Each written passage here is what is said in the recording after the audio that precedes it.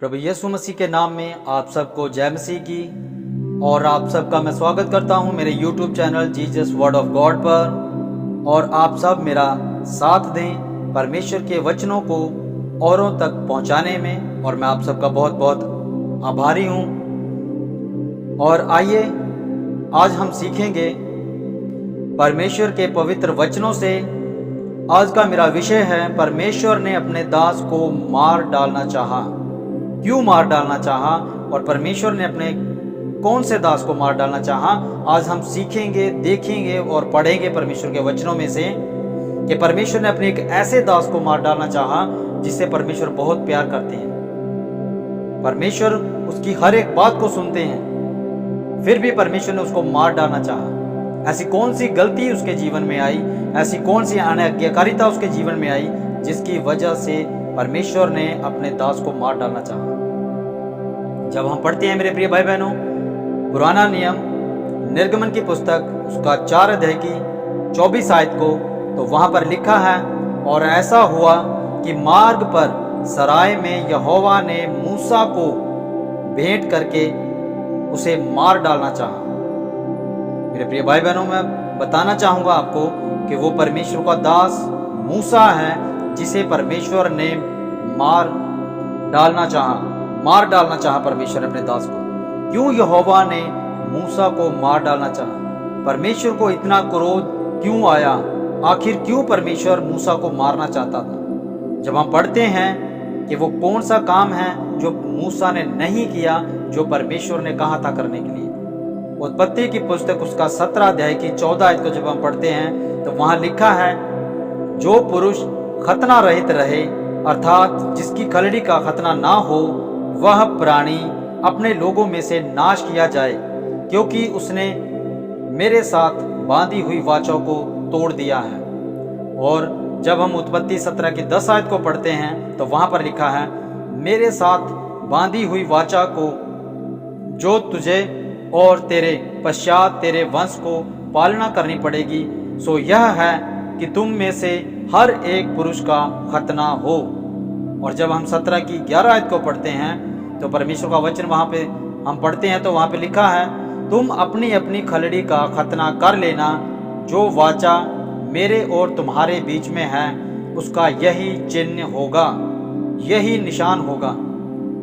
परमेश्वर ने एक निशान, एक चिन्ह ठहराया अपने लोगों पर, अपने दास इब्राहिम के द्वारा। यह रीत इब्राहिम से शुरू हुई। इसकी शुरुआत, खतना की शुरुआत इब्राहिम से शुरू हुई। और जब मूसा का खतना हो चुका था, लेकिन फिर भी उस पर खतना की वजह से, इस रीत की, इस वाचा की वजह से परमेश्वर का क्रोध उस पर आया।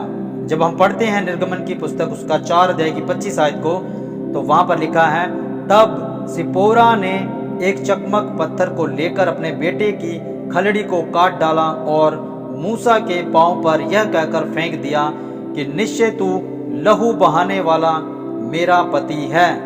ये मूसा की पत्नी सिपोरा और उसका पुत्र, इस वचन में उन दोनों का जिक्र भी आता है। सिपोरा ने अपने पुत्र की सुन्नत, अपने पुत्र का खतना किया, लेकिन खतना कर उस मांस को, उस चमड़ी को, उस खलड़ी को लेकर मूसा के पांव में फेंका और कहा कि निश्चय आज के बाद तू मेरा खून बहाने वाला पति होगा।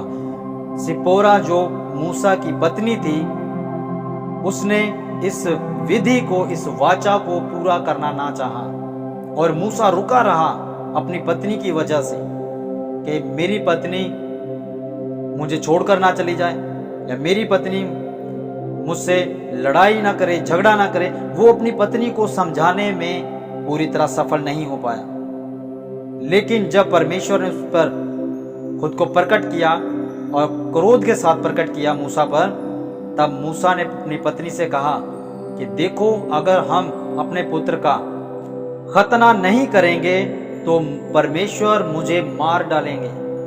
तब सिपोरा ने अपने पति की जान बचाने के लिए, पत्नी ने अपने पति के प्रति एक वफादारी दिखाई, लेकिन साथ ही साथ वो किया जो परमेश्वर को नहीं पसंद था। इस वजह से जब वो रास्ते में परमेश्वर के काम को करने के लिए आगे बढ़ रहा था मूसा, तब परमेश्वर का क्रोध उस पर आया और उसकी पत्नी और उसका पुत्र भी उसके साथ था।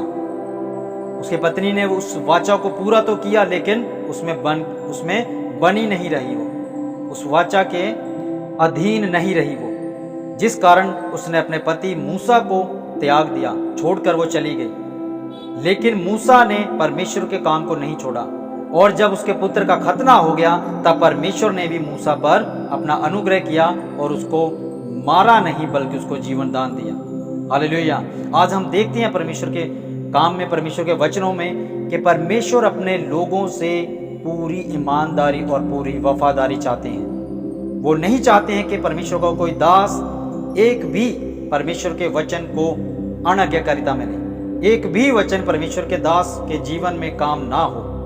परमेश्वर का वचन परमेश्वर के दास के जीवन में पूरी तरह काम करे, 100 गुना फल लाए, और परमेश्वर के लोगों में, परमेश्वर के जो विश्वासी हैं, जो कलीसिया है, उसमें भी परमेश्वर का वचन 100 गुना फल लाए। परमेश्वर नहीं चाहते कि हम 50, 60, 70, 80 लेके आए, वो चाहते हैं कि हम 100 गुना फल लाएं। जैसे इब्राहिम, वो अपने कामों के द्वारा और परमेश्वर के प्रति उसकी आज्ञाकारिता के द्वारा वो धर्मी ठहराया गया। परमेश्वर भी चाहते हैं कि हम बिना किसी लाचारी के परमेश्वर के वचनों को पूरा करें, और हर एक वो वचन जो परमेश्वर ने हमें दिया है उस वचन को पूरा करें।